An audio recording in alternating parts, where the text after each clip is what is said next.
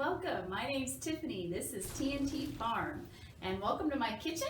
Today we're going to be showing you how to can tomatoes, as you can see in the background, with a water bath canner. I'm going to go through a list of things you need before you start and walk you through the process so it doesn't seem so intimidating. There's nothing better than fresh and homemade. Okay, so here is the detailed list of everything you're going to need. So I've got it all lined out here. We're going to go through all of this so you know and understand what it is if you've never canned before, okay?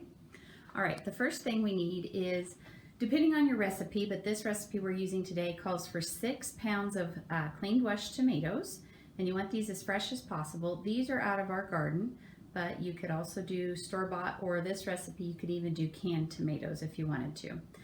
So 6 pounds of those. And then you want a large pot. I do my blanching for my tomatoes. We'll show you this process. I also have a smaller, and you want a non-reactive pot, so something that's Teflon or something. You cannot use aluminum for processing tomatoes. It has to be non-reactive metals. And I like it a little smaller so I can get down and stir things as I'm working on the actual cooking later on.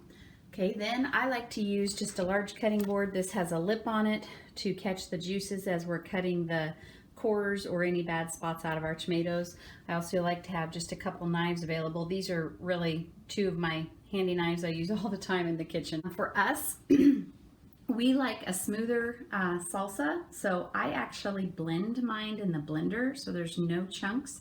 So, which this step you could totally skip if you like a chunkier salsa.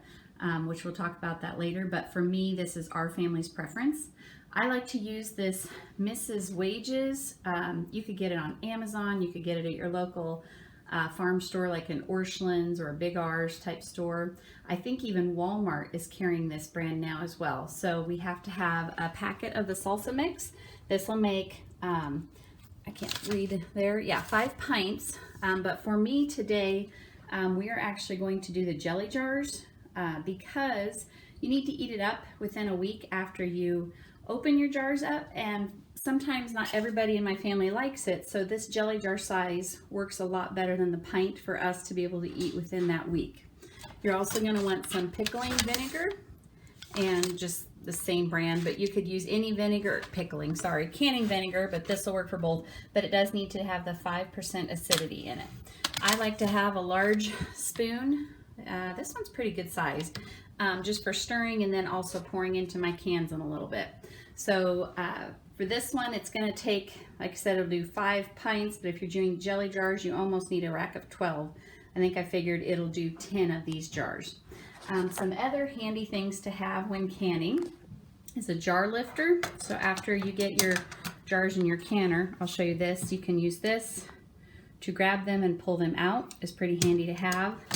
This is a little metal end to pick up your lids. This is just for getting the bubbles and stuff out of your jars, also non-metal, non-reactive. And then a jar filler. I can try to find a link to this on Amazon. They sell, I bought these 3 in a kit, but I've also collected some over the years. And then the last thing you're gonna to have is your water bath canner.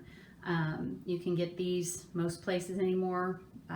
I actually picked some up even at garage sales or things like that. So a water bath canner is fairly large.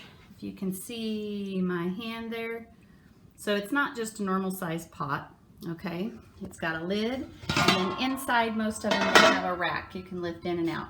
Now this is clean. It's just where we live, we have extremely hard mineral water.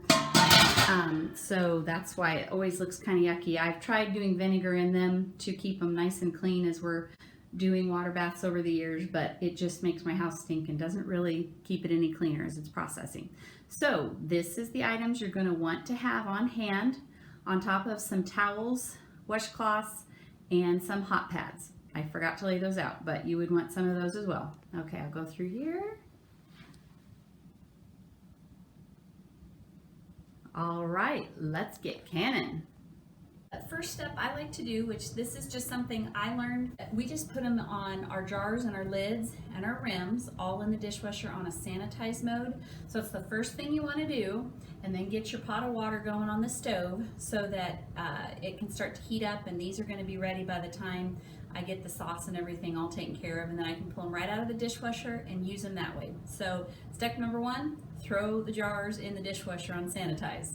If you don't have a dishwasher to do that in, you're going to need another pot, well, it doesn't have to be pretty good size, but a larger pot, and you're going to want to put your jars in there, your lids, and your rims your rims, but your lids and your rims could actually go in a separate smaller sauce pot, because you don't want to necessarily boil those, because you don't want to mess up that seal on the top of your jars. So that's a good thing to have. And then we've got our water going, and we'll get ready to throw our tomatoes in. I have my washed and cleaned off tomatoes. I said 6 pounds, but I like to throw a few extras in when they're garden fresh, just in case anything has got a bug in it or a bad spot, which can happen when you don't use sprays or chemicals out in your garden. So I threw a few extras in just in case. Always want to have those on hand. Okay, here's our big pot of boiling water. And what this scalding process is going to do is help you just to get those skins off, so that you don't have to cut all the skins off, but it's a lot easier this way. So remember I said you want a big spoon, because you've got some big tomatoes and hot water. So this is handy for a lot of things. I just drop them in here. We'll get all these in, and then we will set a timer, and we are going to show you the next step in the process. I have everything set up here behind me, because after this, you're going to want your water bath ready as well. All right, there's the big ones, and we'll throw these little ones in. I also like to use a variety of tomatoes.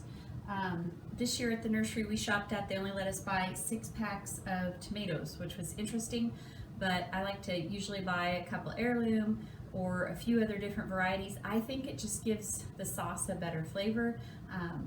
We also do the spaghetti sauce and pizza sauce besides the salsa, but just something we like to do. You don't have to, but I like to do that when I have them out of my garden. So we're throwing in some of these smaller ones as well. So my water's going to take a little bit to get back up, because I put quite a bit in there, but you can see I like to have this big pot because I can do them all in one batch. I've got plenty of room in here. So we're going to put the lid back on this, get it back to a boil, and we will set our timer. Okay, so my timer just went off for my 3 minutes in my scalding water here. So hopefully it's going to be enough time. Sometimes it's best to check it. I like to take my big lid, tip it upside down like this, and I've got my sink of ice water over here, which I'll show you in a minute. But I just drain off a little of this liquid. I throw it over top of my lid. Now you'll see I'll make a couple loads here, but we're going to dip this one in here. Hope you can see all that. That's going to just stop that cooking process. I'm going to see how easily those skins come off. Oh yeah, they're done. Okay, so we will put a load on here. It's easier than carrying one at a time to the sink for me in my kitchen setup. Some of y'all probably have huge kitchens. This is an older house and was built in 1949.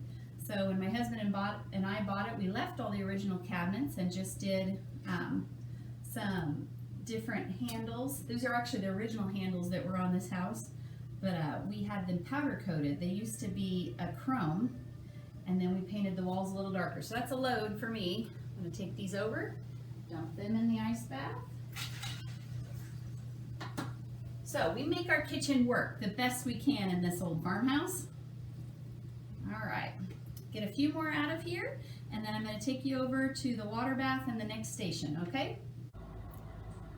Okay guys, here's the next step in the process. This is our just ice and water. You could use a small bowl or your sink, whichever. I prefer my sink. My sink is clean and sanitized, so like I've said before, we have extremely hard water here, so it's all just stains, but I've cleaned them and washed them down both sides, so I will peel these skins off, and then we're going to move them to this side, and then we will walk through this process over here. All right. Okay guys, here we are back at the sink. And you can see here on these tomatoes, let me get this up a little closer, that's what your skins, you're going to want them to look like. That's what the scalding process does. It just peels that skin right off of there. That makes your workload extremely easy, okay? So we're just going to peel these off. And I usually just have a scrap pile in here. I forgot I sometimes have a bowl, but I was doing a small batch, so I wasn't so concerned with all of the mess that it can process. But look at that, It's just the flesh of the tomato. Okay, so after I get done with this part, I come over here to my cutting board. Usually I have my kids in here helping me. We use this as a homeschool kind of project. You are taking your cooking classes and you're learning to can. This is a good thing for all of us to know so you can feed yourself if times ever got hard.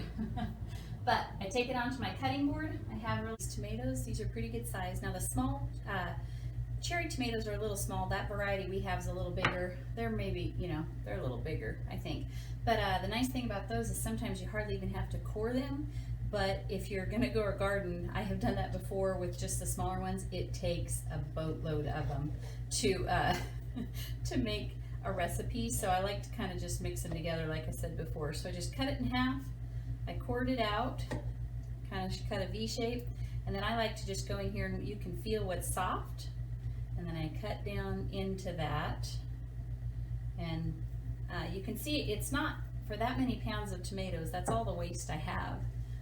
So it's not really too bad, and it's not even waste out here at the farm because it's going to go into our chickens, and they will love me for it later. So like there, that's about all the core that's left. I'm going to throw the good part away there. There we go.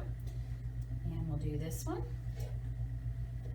And you can see in our blender here, we're right at the 9-cup mark, and by the time I add this, I'm going to have my 10 cups, which is what my recipe recommended I had after I finished. So I'd say we did pretty well with those 6 pounds plus a few extra small tomatoes, which was good because I did cut one open and it had just a little bit of a bad snot. Not much, but okay. So yep, to the top of this line here is 10 cups. So we are good.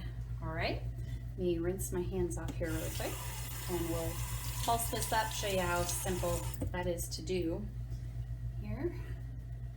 All right, and I have a Ninja. My hubby got this for me for my birthday one year, so I love it. I have had Jack Delaney's in the past, but this is my first Ninja. I'm gonna start it out just a little slow, so sorry if it's loud.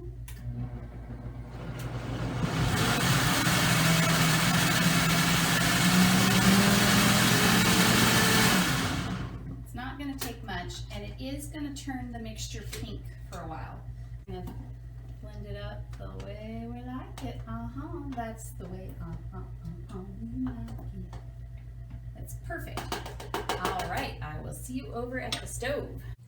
Okay, here we are back over at the stove. I have got my mixture here, and you don't have to wear an apron, but if you're like me and you're messy in the kitchen, you might want to wear an apron because tomatoes can go everywhere when you pour or whatever we're doing. But I like to pour my apron. I'm just going to pour this in my non-reactive pan. So get this in here. Yeah, that's splattering good. And if you blend it up, yours may be a little less than the 10 cups just because you're turning it basically to a liquid puree instead of having the chunks in there. So all right, and then I have my 1 sack of the salsa mix by Miss Wages. Like I said, you can use whatever you want. We've done it different ways with the Ball cookbook, canning book, and all those different things. But this is simple, easy. I have 4 kids. I homeschool. I'm busy. I'm a pastor's wife, so I've always got something going on. So this is quick and easy for me. And it just took the guesswork out of it for me on what years I needed to do what. So next I also have my vinegar and 1/2 cup of this. I'm just going to dump that in here. And we are going to turn this pot on and bring it to a boil, and then we're going to let it simmer for 10 minutes. Okay. Okay, here we are. And you can see we've got a definite rolling boil now. If you stir and you stop, if you listen, hear that bubble right away? So that means it's ready to turn back down to a simmer, and then we're going to make sure we cook for 10 minutes. You do not want to skimp on this step. I have done it before because I was in a hurry, and the sauce or whatever you're cooking could be watery, and it kind of has almost like a 1/2 inch watery head on the can when you actually open up your processed food later on, which is no big deal. If you have that happen just when you go to use the sauce next, you're just going to have to bring it back up to that simmering point after you add it into your let's say a pasta sauce, or like this case it's a salsa, so that won't work as well. But if it's a different type, you could do that. Or I have actually just opened it up if I'm in a hurry, and I'll pour that watery part off. Okay, I'm going to turn my burner back down here. There's a good boil. You can see that. Hopefully it's not steaming up the camera too much. All right, I will show you after this is done and we have the can set up and ready to go. Okay, y'all, there is the timer. We are done. Let's cancel this out. Now, you can see it's reduced quite a bit. Oh, let me turn my fan off so it's not so loud. There we go. Reduced quite a bit. That light pink tint that gets there from doing the blending is completely gone. It's nice, rich red color. So, okay, I have my station set up here. I've got my pan. I'm going to take off the burner. I have my water bath canner ready to throw on the stove here and kick it up. It's filled with hot water just now, so it shouldn't take it too long to get back to that boil while I work on this. Here we have our filler, our jar filler, and the lid grabber, and this is just to help get the air bubbles out. I have a damp washcloth there, and you might want another washcloth. I thought I have it laying here. I don't know where I put that. And then I have a pan to put my jars on. Right here you can hear my dishwasher is beeping. Nice and hot, sanitized. Here we go. All right. Okay, here we go. So I'm gonna, for me, I can just reach down here, but even if you had to get your jars out, you know, and just set them here, you'll be fine with a few of them sitting out. It's not like they're gonna get too hot, too cold on you. So they're not too hot, I can't grab them. Sometimes if you have them in like another pan boiling behind, like that one's pretty hot actually. Okay, so in the back of here are most of these instructions. So it's going to tell you how far to leave your headroom, which for this we have pouring our salsa into clean hot jars, leaving a 1/2 inch head space. Remove air bubbles. You're going to wipe rim and cap each jar as it's filled. So you want to do each one at a time. You don't want to try to fill 5 or 6 and then cap them. Okay, I've got I moved my water bath on here, and I've got the heat on high for that to get going. So you put your jar filler in your jar. Like I said, I'm not doing pints, I'm actually doing jelly jars so we can use it up quicker. And we're just gonna spoon out of here. Sometimes it's easy to do, if you have a really big batch, to get your measuring cup down in there. And then you can really see where you're going. All right, here we go. We're almost to the top. And it doesn't have to be an exact science of a 1/2 inch. I mean, I have actually got a my kitchen ruler that I keep in here before to kind of judge, you know, if I got it there or not. But the more you do it, the better you're going to get at it. So there we go. All right, so I'm just going to sit that in the next jar. All right, you could tap, but they're sometimes pretty hot, or you could just take something, like I said, that's a non-reactive, kind of run it around the edge, get any air bubbles out there. And then we're going to wipe the rim with a damp cloth, and that's just to get, if you got any food particles on there while you were filling the jar, you're going to get those back off. Now, your lids can be hot if you're doing the saucepan method. This thing's pretty handy. Just grabs them, you can pop it on there. And when you tighten, sometimes I like to put the cloth around because the jars are hot. And you don't want to like screw really, really, really tight. You just want them finger tight. I mean, it's tight there. So, okay, there is one down. I'll show you one more, and then I will finish this process. All right, here we go. Hope you are enjoying this video. Like I said, this is T&T Farm, and we're doing kind of just getting started at YouTube. I've had all these ideas over the years of, man, we ought to be filming this. This is really informative. But we're here just to teach people how to do things that would be helpful to them and learn different things and skills. And so we are we enjoy sharing information. That's why we're finally getting this done. So forgive us if we're making any mistakes. We're trying. Okay, jar's filled. You could tap or run this around the outside to get any air bubbles out. Okay, damp rag.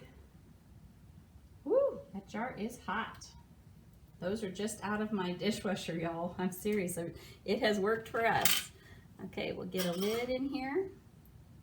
Put that on top. I've got my rag around it. Grab my rim, twist, and finger tighten, and we are good. Okay, I'm going to finish this tray up, and then we will show you the water bath. All right, here we go. You can hear the water is at a full rolling boil in our canner here. So we are ready to pop these in. We got 9 jelly jars out of this batch, and you can see from here that, whoop, it's getting too dark, it's getting nighttime. We got just a little bit left for getting to eat with some supper, a few spoonfuls. So you think, my land, how's this lady's house so quiet if she's got 4 kids? Well, they are outside helping Daddy put up hay tonight before this rain comes. So I don't know if you can see them out there. They're all getting the tractor and everything loaded up and taking it out to the barn. So we're trying to get everything put up before the rain again. All right, I'm going to show you how to put these in the canner. Okay guys, this is a step in the process where you're going to want to use your jar lifter, and you'll see why this comes in handy. You could just use tongs, but it's a little hard to maneuver that. So I'm going to take my lid off, always lift away from you so the steam does not get you because it's hot. All right, and you're good to go. So you can see here, these are really easy to lift. To use the rubber side down, grab the jar, and you can lift it right down and set it in here. So you want your water to be covering the tops of your jars for sure. Uh-oh, I hear my boys coming back on their 4-wheelers. We'll see if it gets loud. Get these all loaded in here. Now you say, well, I don't know how long to process. Guess what? That's another reason I like this Mrs. Wages. Everything's just right in there, tells you exactly how long to process. Now for the pint size jars, they recommend 40 minutes, but I'm using a little smaller, so I thought I'd subtract about 5 minutes for this size, but that is also if you live at 1,000 feet. We are 3,200 feet above sea level where we live. So for every 1,000 feet above sea level you live, you want to add 1 minute of processing time. And so I'm going to actually just let these still go about the same time. Okay, I'll show you that here. Got them all in there, and we'll see what that looks like. So you can see they're all completely covered, about 1 inch, maybe 2 inches. There we go, sorry, it's steaming. So I'm going to put the lid back on this and let it get to going. All right. Now the next thing I wanted to just make you aware of, I never knew this until I read it later on, but they don't recommend using glass top cook stoves for the water bath processing. Now, I had processed for 10 years before it actually read that somewhere, somehow. I don't know where I even read it. But I thought, well, it's always worked. I do think it takes a little longer to get your water up to a boil. So for purposes of counter space today, I would have normally done a separate burner and had this already going. But I was trying to be able to make enough space because I don't have a large kitchen. But, you know, if you have problems with doing it on your glass top, I'm sorry, don't drop anything, don't break it. It is a lot of water, a lot of weight, but I have never had an issue doing it that way. If I am doing large batches to process, I will take it out. We have a camp stove and I can go outside, or I have a heated and cooled garage that we work in a lot of times. Let me get this timer set really quick before I forget, because I have done that before. Our camp stove, it heats the water extremely fast because it's setting right on that direct heat flame So that's really nice, especially if you're going to do large batches. You can actually have 2 canners going at once and you can get the process done a lot faster. If you are a beginner, I do not recommend you try to do any more than a 1 batch at a time. It can get overwhelming. You can get distracted. I have totally worn my kids out before trying to do huge batches all at once, because I did have the 2 canners and the camp stove, so I could be cooking on this as I had the water heating on my camp stove in the garage. But I wouldn't recommend it. It's very stressful. Your kitchen's a mess. So just do small batches at a time, and as you get your feet wet, as they say, you will develop the skill for it, and it'll just come a lot more naturally. I had a mother-in-law that was gracious enough to teach me how to can when I was first married, which has been 23 years ago in 2 weeks. So I'm glad to know, and I hope this has helped you to understand how to do it as well. If you have questions, I can try to answer, but I'm not an expert by any means, but I just wanted this to be able to help people out. I will show you after the 40 minutes taking these out, and hopefully we can hear a jar or 2 popping. You never know. Okay guys, we're not quite done. We're about 23 minutes left on the timer here, but I decided the house is quiet, so I wanted to talk to you about this sealing process while all my kids are still outside and it doesn't get crazy in here as we all try to eat. So I am not a scientist by any means. I love history, but my brain does not work scientifically, but I do want to just briefly try to explain the process of how this is working. So you have your canning jar, your lid, and these are special lids. I should have explained this earlier, but you can see this rubber seal around the outside, okay? So what that's going to do is, just as you see this pot as it's boiling, you can hopefully see that steam coming out of there. What that's doing inside of this jar is the exact same thing. So this is sitting in that water, the lid of, or the band of course is on there, but what it's doing is it's boiling and cooking this inside, and that vapor is getting driven out of here, okay?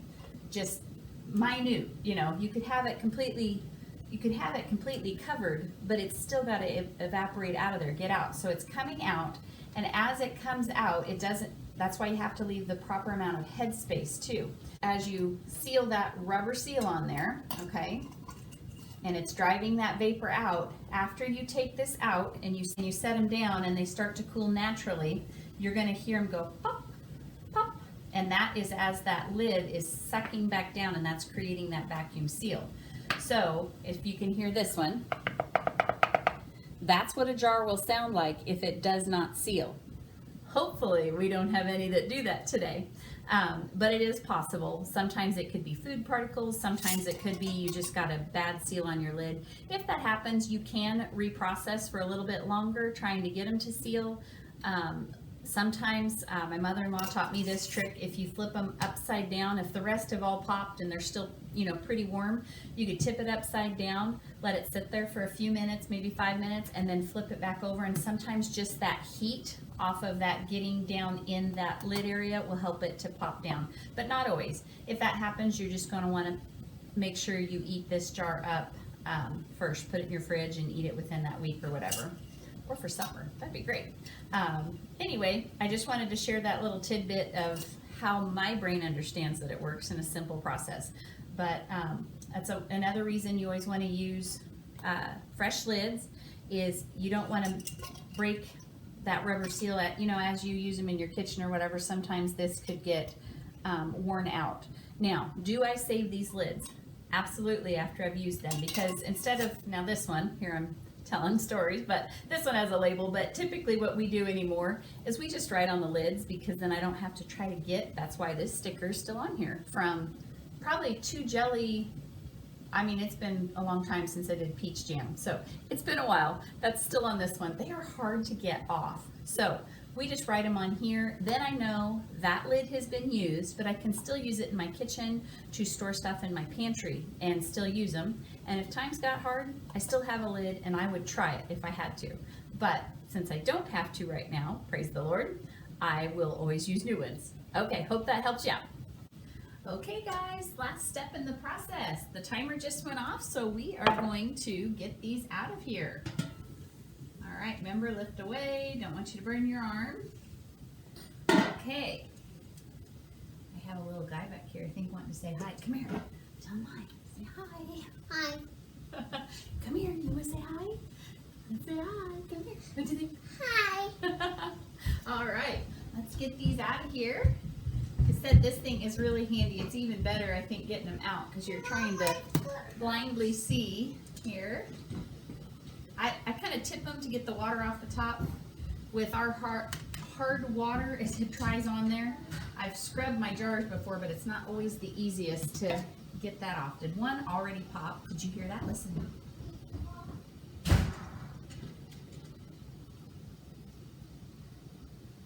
Okay, I'm going to turn this heat off of here. No use of running that. I am done for the night. So we're just going to sit them here. This is, warm because it's been sitting on the stove with the canner. Otherwise, you could leave these set in the water bath for 5 minutes just to kind of naturally cool down a little bit. And, oh, did you hear it? They're popping already. Yoo-hoo! I'll be quiet. Maybe we'll hear another one.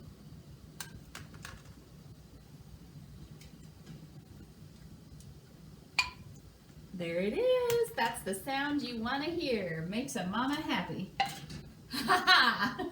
They're going fast. Wow. It's not cold in my kitchen too much either. Well, there you have it, ladies or gentlemen, whoever's watching. Maybe you're even a teenager. Good for you learning how to do this. If you like this video, don't forget to click the subscribe or like button down or share it with a friend. If they're needing to learn how to do this, that'd be great. So, hope you enjoyed from T&T Farm. We'll see you next time. We'll be doing some corn. We've got some peaches coming in, and we shot a video on how to make a ladder today. So my husband did that. We'll have some gardening videos and some machinery, just different things. You never know. Just keep checking us out. There might be something that talks to you. Thanks. Until next time.